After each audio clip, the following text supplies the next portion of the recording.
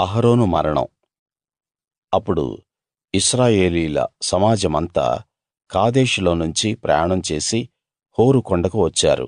యెహోవా ఎదోము పొలిమేరల దగ్గరున్న హోరు కొండ దగ్గర మోషే అహరోనులతో మాట్లాడుతూ, మీరిద్దరూ మెరీబా నీళ్ల దగ్గర నా మాటలకు ఎదురు తిరిగారు గనక నేను ఇశ్రాయేలు ప్రజలకు ఇచ్చిన దేశంలో అహరోను ప్రవేశించకుండా తన పితరులతో చేరిపోతాడు.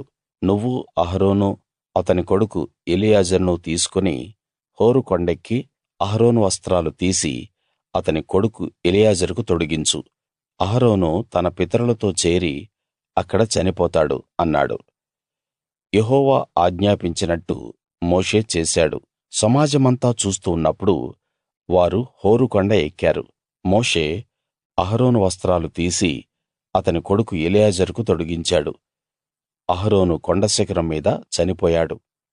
తరువాత మోషే ఎలియాజరు ఆ కొండ దిగి వచ్చారు. అహరోను చనిపోయాడని సమాజమంతా గ్రహించినప్పుడు ఇశ్రాయేలీయుల కుటుంబాలన్నీ అహరోను కోసం 30 రోజులు శోకించారు.